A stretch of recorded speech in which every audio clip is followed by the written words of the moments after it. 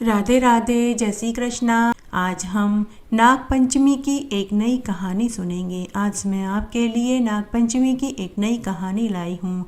अगर आप नाग पंचमी का व्रत करते हैं, पूजन करते हैं, तो साथ में आपको कहानी भी सुननी चाहिए। इससे पूजन और व्रत के साथ कहानी सुनने का भी पूरा फल मिलता है। आइए अब हम नाग पंचमी की एक नई कहानी सुनते हैं। कहानी सुनने से पहले आपसे एक करुण रिक्वेस्ट है कि अगर अभी तक आपने मेरे चैनल को सब्सक्राइब नहीं किया है तो कृपया मेरे चैनल को सब्सक्राइब करें ताकि मेरा आगे आने वाला वीडियो सबसे पहले आपको मिले। धन्यवाद। एक बार बहुत छोटा सा गांव था। उस गांव में एक साहूकार दंपति अपने 4 बेटा बहुओं व पोते पोतियों और एक बेटी के साथ रहते थे। सभी का विवाह हो चुका था। बेटी अपने ससुराल में सुखपूर्वक रहती थी। साहूकार का परिवार खेतीबाड़ी करके जीवन यापन करता था। साहूकार दंपति के बड़े बुजुर्गों ने खेती की जमीन का एक टुकड़ा खाली छोड़ रखा था। उस टुकड़े पर एक चबूतरा था और चबूतरे पर एक नीम का पेड़ था। उस चबूतरे के नीचे छोटे बड़े सर्पों का डेरा था। तब एक बार की बात है, जब साहूकार दंपति का स्वर्गलोक हो गया तो उसके बेटा बहुओं ने सोचा कि हमारी ज़मीन का एक बहुत बड़ा हिस्सा यूं ही खाली पड़ा है, हमें उस टुकड़े पर भी फसल उगानी चाहिए। तब उन्होंने उस टुकड़े की साफ सफाई करवा दी, ट्रैक्टर चलवा दिया, नीम का पेड़ कटवा दिया और चबूतरे को तुड़वा दिया, जिस कारण उसमें रह रहे छोटे बड़े सभी सर्प मर गए। उस समय नाग नागिन वहाँ पर नहीं थे। थोड़ी देर के बाद जब नाग नागिन वहाँ पहुँचे और उन्होंने अपने परिवार का दुखद अंत देखा तो उन्होंने प्रण लिया कि जिसने हमारे परिवार को मारा है हम उसके परिवार को जड़ सहित खत्म कर देंगे।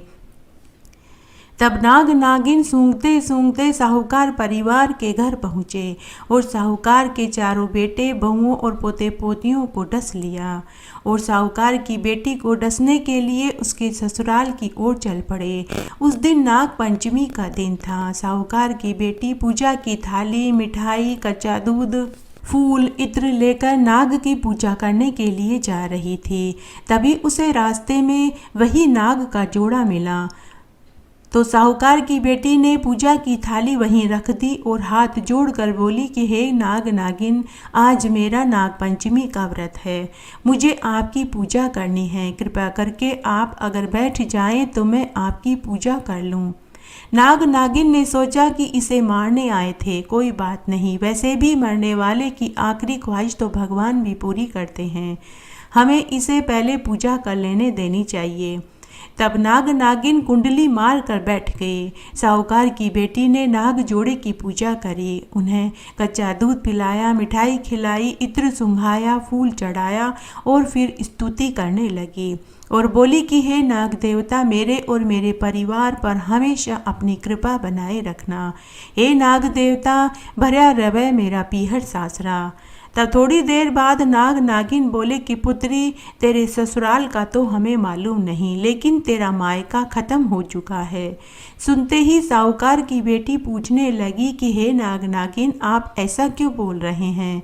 तब नाग जोड़े ने पूरी बात बताई और कहा कि अब हम तुझे डसने आए थे, लेकिन तूने हमारी पूजा करके हमें बंधन में बांध लिया है। तब साहूकार की बेटी हाथ जोड़ते हुए बोली कि हे नाग देवता, मेरे भाई और भावज से यह गलती अनजाने में हुई है। अगर उन्हें मालूम होता कि उस चबूतरे के नीचे आपका परिवार रहता है तो वे ये गलती कभी नहीं करते।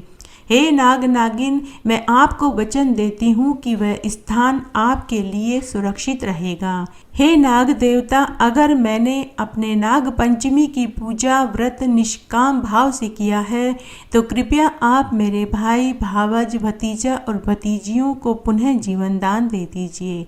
और फिर वह करुण रुदन करने लगी। उसके रुदन को देख और सुन नाग नागिन का दिल पसीज गया।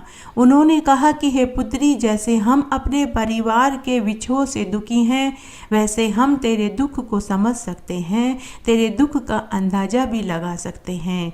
हे पुत्री, तू हमारे चढ़ाए हुए फूल ले जाकर अपने मृत भाई भाभी और भतीजे भतीजियों पर डाल देना, वो जीवित हो जाएंगे। ऐसा कहकर नाग नागिन ने साहूकार की बेटी को आशीर्वाद दिया और अंतर्ध्यान हो गई। साहूकार की पुत्री उसी समय अपने मायके में पहुंची।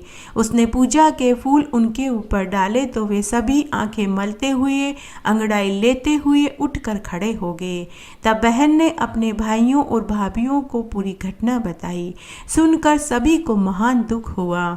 उन्होंने उसी समय उस स्थान की बाड़बंदी करवा दी और हमेशा हमेशा के लिए वह स्थान सर्पों के लिए सुरक्षित कर दिया। फिर उसके बाद साहूकार के बेटा बहू भी हर साल नागपंचमी के दिन नागों का पूजन और व्रत करने लगे। हे नाग देवता, जैसा सुख आपने साहूकार की बेटी को दिया और बाद में साहूकार के बेटा बहुओं को जीवन दान देकर दिया, वैसा सबको देना।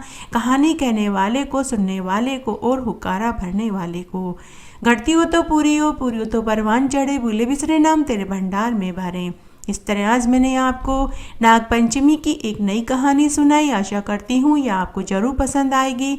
मेरे साथ बने रहने के लिए आपका धन्यवाद। आगे की कथा कहानी के लिए भी आप इसी तरह मेरे साथ बने रहें। धन्यवाद।